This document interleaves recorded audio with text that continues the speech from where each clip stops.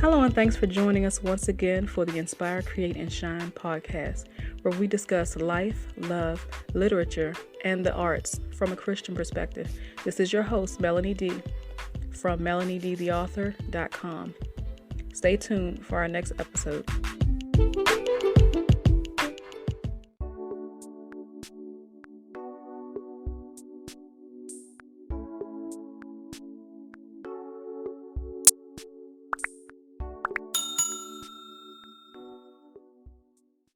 So, how are you two young people today? We are well. Yeah. You're swell? You're swell. Yeah. Yeah, we're good. Okay, that's great. Hello, everyone. This is Melanie Dee, and I have with me today two special guests, a lovely young couple who are also newlyweds. Mr. and Mrs. McPherson. They're also my niece and my nephew. And I'm going to be referring to them today as Shanaye and Peter. Okay? They were recently married, very newly married couple on June 19th. And so, once again, congratulations, first of all, on your marriage. Congratulations. Thank you. It was an awesome ceremony. I want you all to share your story. So we're going to start, first of all, with you all introducing yourself. I know I just said a little bit about who you are, but can you just introduce yourselves? Tell us just a little bit about yourselves, and then we'll go from there. Well, I am Shanaye. Everybody calls me Shay. I am a teacher. I've been teaching about 4 years now. I teach in DC. So, of course, that means I love children. I love the Lord, and I love my husband. Okay, Peter? My name is Peter McPherson. I am 25 years old, military. Been in the military since I was 17. Currently still serving. I'm here with my loving wife, and we've been together for 5 years before our wedding, which was on June 19th. She's been my world and everything, so we're going to talk about ourselves today. Okay, great. I was especially impressed about how you all's journey, because a lot of young people, they don't go the path that you all took. You all actually got your education out of the way first. You got your careers out of the way first. You made sure God was in the mix. You waited until you got married before having children, and then you proceeded to walk down the aisle, and now you're starting a journey together. Now, I'm sure everyone wants to know, and some people already know this story, but can you let us know how the two of you met? How did we meet? We met in high school. I was a freshman, she was a senior. We met in drama class. Miss Talios? Miss Talios. Miss Talios' Marie class. Talios. Forestville. And I had a crush on her, amongst other things, and she ended up graduating. I went all the way throughout my school year. We didn't end up talking. However, there were moments where she would put something on like Facebook or something, and it was very spiritual, very inspirational, and it caught my eye a lot. So, the like, love, the emotion, the emojis and stuff that go on with Facebook, and lo and behold, she ended up sending just a simple message saying, "Hey," and from there it was just a moment where, and I met her. She actually celebrated my birthday, and that day, I think it was that day that I really wanted to. I had every desire to pursue her, but that's another story for another day. Yeah. And that's actually pretty interesting that you said it that way, because I didn't think about it until now. But in between that time, from when, I graduated to when we actually started talking, that was 5 years later. And I sent him a message, and now it's 5 years later after that we actually got married. So that's cool. Yeah, I didn't either until just now. So did y'all want to share that first date? You said that first date made a big impression on you. Did you want to share anything about that date, or you? It was his birthday. Well, Yeah. we went to watch the movies. I don't remember the movie. I can't tell you the still movie can't. now, and that's crazy. We know where we went. We were at Largo. Town Center. Yeah, Okay. AMC. So in Magic Johnson. And it was fun. It was a fun thing, but I knew I wanted more. We went to Panda Express. We went to Panda Express. It was a date to me, however, it wasn't a date to her. So it took me a time to understand that and learn that. But when I first had my date, I can't even remember the first date we had because we had multiple encounters where we just simply hung out. It sounds like you all clicked pretty early on. Would you say that because it probably was not love at first sight? Would you say was it love at first sight? Or it was wasn't, but it ended up becoming something of that something nature. like that? Yeah. Okay, so you kind of hit it off right away. That was more so on my end. What changed between the time that you were in school and y'all kind of met here and there, you kind of saw each other in passing, to the actual date? Because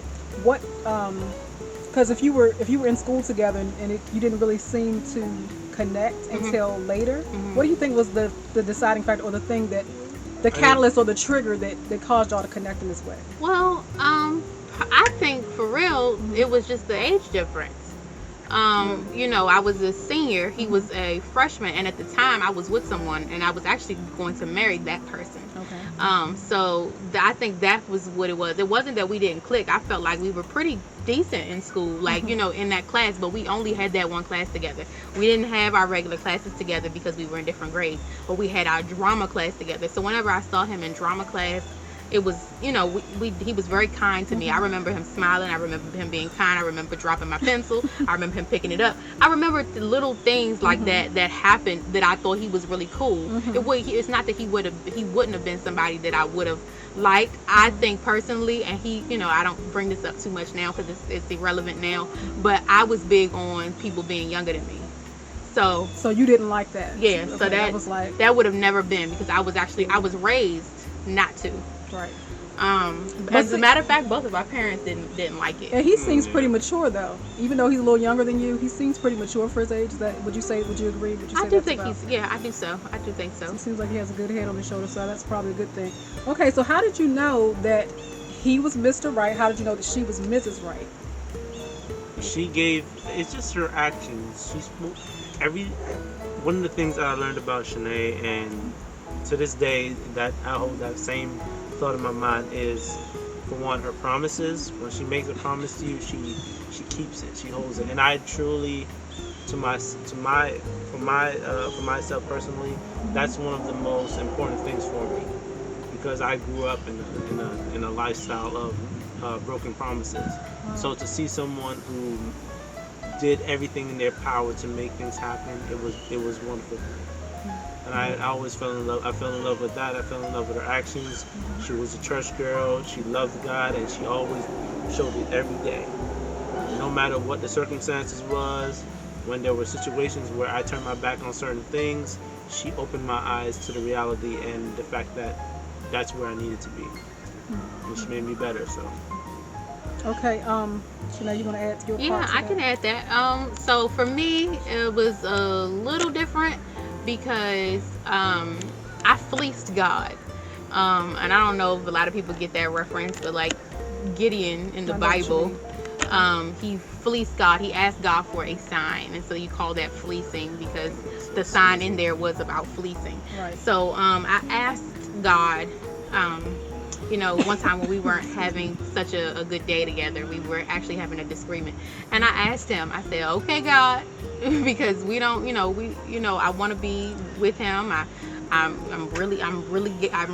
feelings are really getting wrapped up into him, but we're not seeing eye to eye as much as I would like. I don't want to casually date. He's not a casual dater. I'm not a casual dater. I'm a quarter. He's a quarter. And so it was like, okay, I don't want to waste his time. I don't want him to waste my time. God, I need a sign. And he's an introvert, whereas I'm like really like extremely extroverted about things.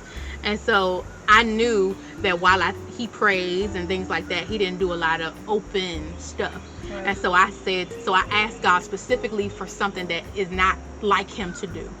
I didn't tell him. I didn't tell nobody. So I asked God, if we get in an argument again, I need him to shut the argument down grab my hand and start praying. If he does that, then I know that he's my husband. God did that. He did it in like a year. We were in the car. We were getting an argument. I started it. And I knew I was going to win it too. Oh my goodness. And he literally stopped the car on the side of the road. And in my head, I'm like, oh, he really want to fight now, you know. So I'm ready for him. I had like the biggest lash I could probably have in my mind. And then he grabbed my hand. He said, you know what? I'm tired of this. This is not going to work. Let's pray. And he put his head down, took my arm, like, you going to pray with me. And we prayed. And I literally like started crying because I was like, okay, God, fleece over. Wow. That's very mature of you too. Most people don't respond that way. You're in the middle of an argument and you chose to pull God right in the midst of that. That's awesome on your part, Peter. Do you remember that happened? Yeah, I do. And is that how you normally handle conflict, as you pray? I try to, but I realize that there are some times where I lean into my own understanding. I call situations that I can avoid by simply going to God, and therefore I'm starting to more so now because of my marriage and because I want it to work and everything else. And my vows, I want to make sure I uphold my vows, which is to love her as myself and things of that nature. So I'm praying more. Okay, that's great. Okay, so that's a good segue into my next question. Now, I know, Shanaye, you have read my book, Love Check, How Do You Measure Up? Peter, have you read this book? Yes. You have read it? Yes, I have. Oh, wow. Okay. So you're aware that the book centers around 1 Corinthians 13. Yeah. And there are some couples in here that Shanaye actually helped interview. Couples who've been married 20 plus years. And so they have a lot of marriage advice for those who are seeking marriage and are dating or whatever, anything like that. And I know y'all are pretty young. You just got married, but you've been dating a long time, courting a long time. But I want to ask you a question about 1 Corinthians 13. 1 Corinthians 13, for anyone who does not know, is what I call the love chapter, because it's talking all about the agape love and the God kind of love. And it's explaining basically what real love looks like, what it sounds like, what it feels like, what it acts like, all of that, right? And so you're not fooled by the counterfeit version of love, right?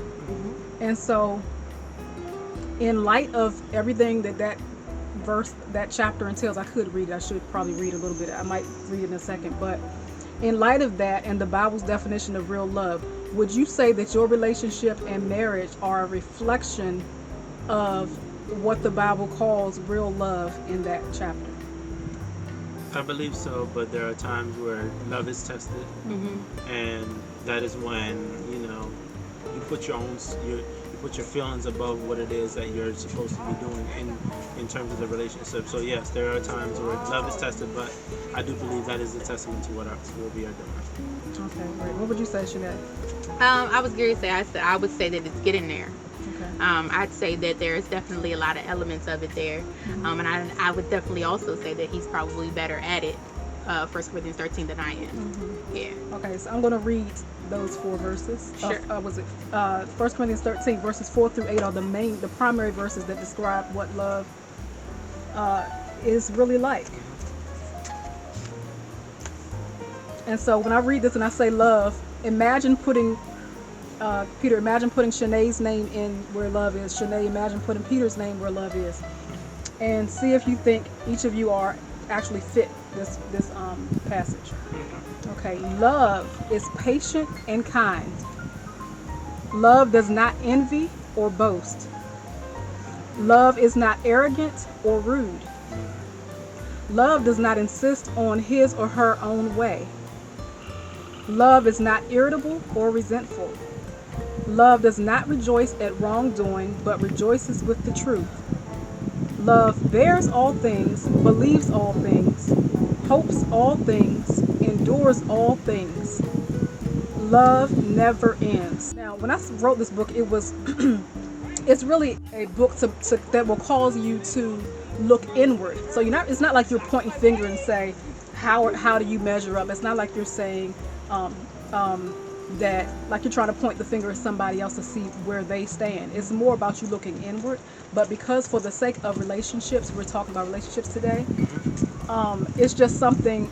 If you're dating or if you're looking for that special someone, if you were to measure them, quote unquote measure them. Of course, we're not really trying to judge people to that extent, but it's just something to look at, to make you think about. If you were to put a potential suitor's name there, or if you was to put the person you're dating there, if you was to put your spouse there, and you find that they pretty much fit what that describes, it's safe to say that they passed the love test, their love check, they passed the test. So in light of all that, again, y'all would say that, which one of you would say? You said he's more fitting. Would you say that Shanaye fits that as well, Peter? Yes, I do. I do believe she has much more of those than I do. Really? We see a little differently on that, but I've come to learn and see myself. And prayer has helped me to understand that there's some things I can work on. There's much things in love that still require a lot of assistance with God, Right. and that's what my prayer with my wife always entails. That's interesting because I was noticing the interviews of people who were interviewed for the book and were asked the same question. The wives kept saying that the husband exemplified those characteristics more so than she did, and you're saying the same thing. Now, I heard you just say the opposite. I find that amazing too, that that we tend to see the other person more fitting for that. So that's humbling, really. It shows that you have humility and that you just feel like that's something that you can work on. So I think it's something for us all to work on. We want to walk in love. When we walk in love, we're reflecting Christ more, and so that's important for individuals as well as couples. Okay, now once again, you all are very young newlyweds. And I know you probably feel like, why am I asking y'all any kind of advice right now, because you're so fresh into the marriage and everything. But there are a lot of young people out there who probably want to get married. And you all are in your 20s. And this day and age, people don't get married in their 20s very often anymore.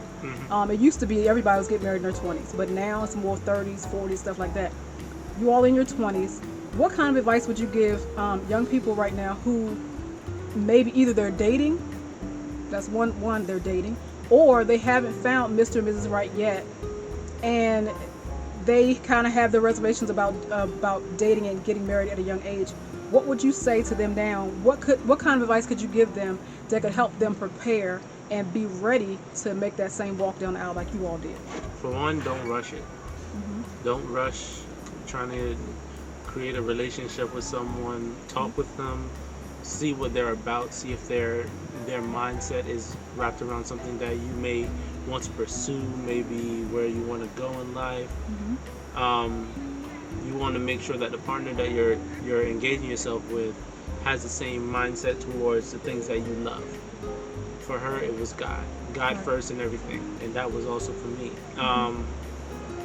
I had my challenges, however, I do know that even with challenges, my mind was always he was first. Right.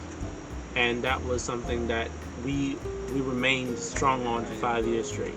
It taught me a lot. It taught me patience. It taught me to be more, it gave me a lot of patience and let me understand myself and my partner, and gave me a better understanding of what it is I needed to do in terms of not having my relationship not based off physical, but more so something more intimate.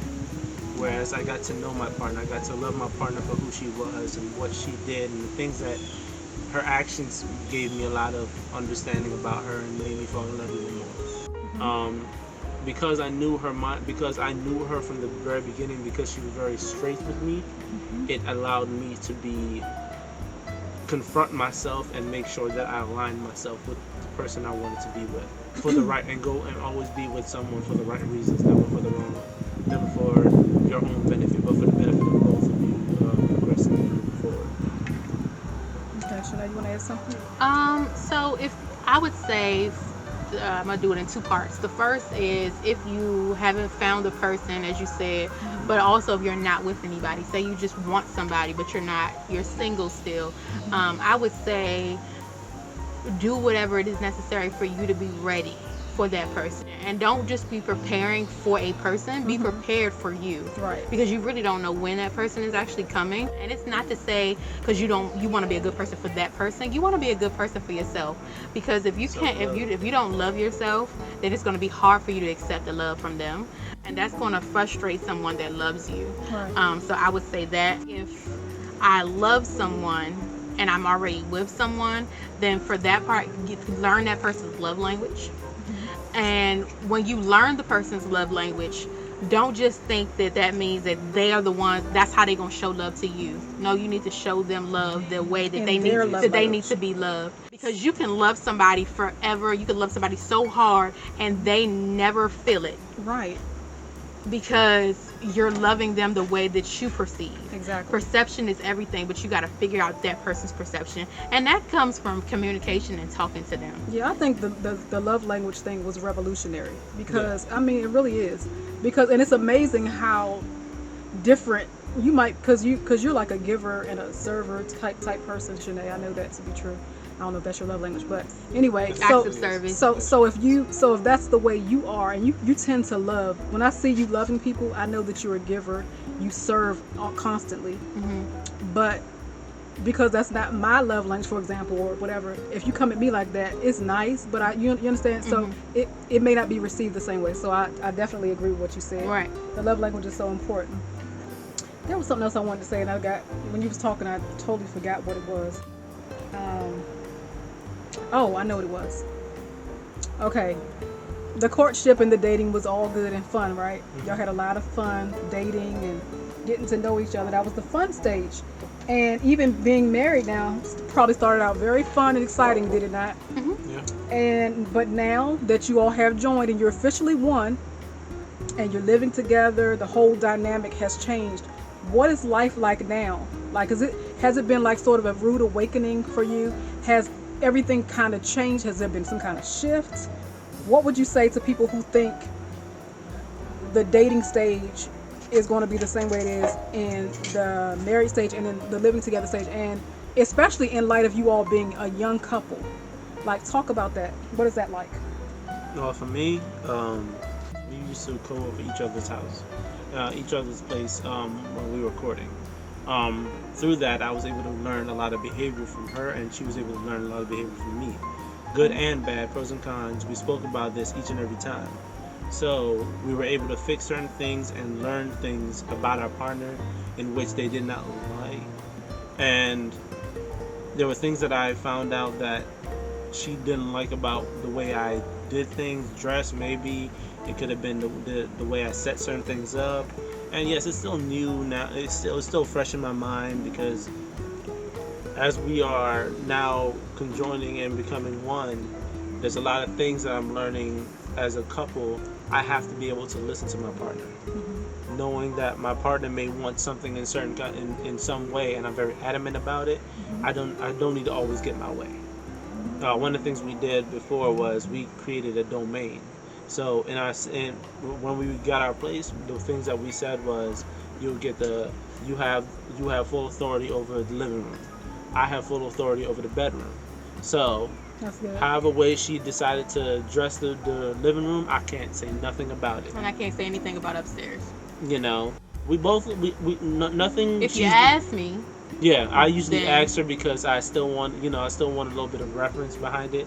I don't necessarily believe that I'm gonna just go out and, put all kinds of craziness in the room, because nonetheless that's what we both lay our heads. So it just being able to get a little bit of an understanding as to some things that she likes and where she wants things, and it doesn't completely take away from what I'm actually trying to do. I still get to put my stuff where I want it, in the place I want it. It just might be set up a little differently. So it still gives me my authority in which I want it. So those things, those communication and those things that we did we compromised ahead of time. So by the time we went into the marriage and got our place and started living together, it was a much smoother transition. A lot of people have been asking, how is married life? And I'm just like, well, we're just nicer to each other. We were friends first. We didn't rush it. We've been together for a long time, so things that we needed to hash out, things that, the things that his love language, my love language, like we know those things. We spent a lot of time together at each other's houses, even though we weren't together at that one house, but we spent a lot of time at each other's houses. So there were a lot of habits, not everything, but some habits, or more habits than not, we already knew about. So it wasn't as as hard as some people who may not have known all of that, or rushed it and didn't wait to figure out the other person. Okay. Now, you all went through marital counseling before marriage. How important did you think that was, and how much of an impact do you think that made on you all's the success of your relationship leading up to marriage? It would have been a deal breaker for me if he hadn't have gone. You think everyone should have? Everybody should, and if you don't, I'm not marrying you. Oh, wow. you very much learn a lot of new things. So. Okay. For one thing, it brings an outside person who has been down the road you're trying to go down. Right. One of the things, what did they say to us? Reality versus what? Fantasy? Pretty much, you could say it kind like of, that. sort of. Yeah. So reality versus fantasy, and so yes, you might say in theory that this is how you want things, or this is what you've done, but what do you really do in reality? So I say that I'm going to get up every morning and I'm going to make my husband a lovely breakfast. But the truth of the matter is that I'm tired sometimes, so I might get up at the time he gets up, and I might say, "Babe, are you gonna eat cereal this morning?" Exactly. And he's gonna say yes, and I'm gonna say, "Oh, thank God," and I'm gonna go right back to sleep. And so does he cook sometimes, or? Yes, he cooks. Yeah. That's something that's a responsibility she's placed on herself as well, and I also want him to eat what I want him to eat. That is because So I'm going to cook. Yeah, Oh because my goodness. I'm I a cannot. person. I put a whole lot of rice and a whole lot of everything. But Oh Jesus. nonetheless, I've eaten more not balanced meals lately, so I'm Vegetable. grateful and glad. Yeah, let's keep that up in the first year, please. The first year of marriage. But yeah, that's one of the most important things to me. The fact that she's done her best, and one of the things also is like we prepare ahead of time. So like she'll make breakfast the night before, or the night of, or something. Yeah, the night before, and not breakfast, but like Lunch and dinner. I do. Yeah, lunch and dinner. Like Prior- meal prep. yeah. meal Yeah, prep. lunch and prep, dinner yeah. I do, She'll but meal breakfast prep it. I'll make. That's And breakfast, then I'll make it. she'll make it into the night, and then by morning it's just a smoother transition. I wake up, I do my little morning hygiene, get dressed, give her a morning kiss, and then roll out, and then I get my stuff and I go. It's a lot easier for me in the time that, because she's home, she's very much helped me out in a lot in regards to that, and I'm always grateful for that. Y'all are so mature about this, and so it sounds like y'all are definitely on the right track. Did the counselors, those who counseled you all, tell you, like, give y'all good? They're saying that based on what they saw in the sessions, that you all look like y'all were headed in a good direction, and that y'all were going to be We've been to successful. counseling 3 times, and all 3 of them said they thought we would make it. Yeah, one of the counselors said that because a lot of the conversations we've had in premarital counseling, we had prior. However, as she said, it was a third party. The third party is not involved with us, so they give us feedback the way we need to hear it, not the way we want to hear it. So, as much as we like to convey a lot of things, there were some things that were brought to our attention, and the reality beat theory immediately. And I myself personally understood that a lot. That there was things I could definitely work on, tweak, and get better because of my wife. Is there anything that you all would like to add? Any last closing words that you all would like to say to our listening audiences? Yeah.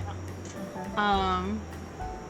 When God blesses whoever, if he blesses you with whomever he's decided he's going to bless you with, thank him every day for that blessing. Even if you run into a hard time with them for any reason, bless the name of God even the more. Because if you praise him in the happy times, then you'll have more happy times. And if Yes. you praise him in the times that are not so happy times, then that means you endured. That weeping may endure for a night, and then that joy is going to come again. I was telling somebody the other day, I said, I think I'm closer to God now Since marriage. than I'm married. I probably shouldn't say this out loud, but I'm gonna say it. Probably would. When we Consummate. love each other, Okay. I pray during that time as well. Wow. Okay. Because No harm in that. I just feel such a spiritual connection. It's sacred. It's spiritual. It's sacred. It's spiritual. Because you're married, you're not in sin or anything like that, and it just allows me to be really free. My godparents said something to me. They said, if you invite God into your bedroom, it's just magic, right? Oh, Jesus. And I was, I thought they was Nuts. crazy, but I sure enough invited him in, and it's a wonderful thing to have God in the midst of every circumstance. Okay. Okay, Peter, you want to add? Oh, you know what's something else I wanted to add, but go ahead. Go ahead and say what you're going to say, For brother. me, I would just say, be patient with your partner. Be patient with yourself. With time, you will possibly heal from any past wounds. You will make yourself better. But prayer is the best medicine. That weapon. Best weapon, best everything. It is the one thing that will fix a lot of things that you try to do on your own. You all were praying like this before you were married. Like, I know y'all used to go every time, like I would often hear you say, before we go to bed at night, you would call him or he would call you and you would pray over the phone every night. So this is a habit. This is not like something you just started doing once you got married. Some people probably just wait until they get into something or get into a bad place or even just get into something as serious as marriage. Whereas you all, while you were dating, you weren't even married yet. Y'all was still, there was a habitual thing. Yeah, I would say don't wait. Don't wait to be in a relationship. Don't wait to be in an argument. Those things will come with time, but you need to be able to have a relationship with God prior to your partner even being in your space. That's why I think God blessed y'all so much and why everything came together so smoothly is because y'all kept him at the forefront. He was very much a part of the relationship from what I could see. Yeah. Because the way y'all talked about God, y'all went to church together, you worshiped together, you prayed together. I hope I'm at liberty to say this. Those who counseled you all, they were saying one of the things they kept driving home was that the part about forsaking all others, and how important it is to not allow a bunch of third parties and fourth parties and a bunch of people in the middle of your relationship. They made a big deal about keeping it between you and your spouse and God, and forsaking all others. Not saying that you don't listen to advice, because your parents might have good advice or your friends might have good advice, but they were big about keeping that bond between y'all very tight, close knit, and not allowing anything or anyone to penetrate that bond that you all have. Have y'all put that into practice, and what do y'all think about what they were saying? Forsaking all others. How important is that to you? I think it's very important for like I said before, I don't believe you need to be in a marriage to start that practice. It is actually better to, if you're in the mindset of courtship. I knew I wanted to marry her years in, actually first date, but years in, there was a time in which I knew. I didn't have the ring, I didn't have anything, I just knew. We had a conversation about having kids and all that stuff, and it was in the parking lot. I remember that. It was in the parking lot of our grandma's old house. And we had a conversation about kids and everything like that, and we were just talking. And I knew from then, that moment, I was like, that's the girl I want. That's where I want to be. Who I want to be with, all of that. I am still adamant about those things. I kept those in my mind. Those are conversations I had privately with myself, with God. And then when she brought it to my attention, and a lot of those conversations I didn't even initiate. So when it came to those things being brought to me, I've also asked God in the same light to bring me someone who thinks like me and feels the way I feel about certain things. She's very passionate about God. She's very passionate about kids in her own way right now. She's a teacher, amazing teacher, So, and she gives herself a hard time sometimes when things don't work out, but she does the best for her kids, and I see that she does it for others, and I know how she will be. I know she will be a wonderful person for ours herself. You know. Is that all, Shanaye? Yeah, just pray. Okay. Pray. This has been a fantastic interview. I really appreciate you all taking the time out to share with our listening audience. I was going to say maybe we could do this again for another occasion, but because y'all are so good at this. Thanks But for having us. especially down the line. Oh yeah, definitely. So thank you so much. I know this will certainly bless my listening audiences. I just want to throw this in as well. Shameless plug, my book. Not just because some of what is in here is stuff that they have put into action that has helped their marriage, but it's really based on the Bible. It's really based on the Bible. 1 Corinthians 13. Their counselors, the people who counseled them to get to the marriage that they're in now, are in this book. Their love stories in this book. They've been married 40 years, I believe. Yeah. And so Shanaye and Peter are excellent examples as well. So y'all make sure you get my book. It's on Amazon.com. Again, the title is Love Check. How do you measure up? Until next time. Until next time. God bless you all. Bye-bye. If you'd like to be featured on this podcast, please hit me up at Melanie Dee, the author, at yahoo.com. That's Melanie Dee, the letter D, the author, at yahoo.com, or on my website at www.melaniedeetheauthor.com. Thank you so much for listening.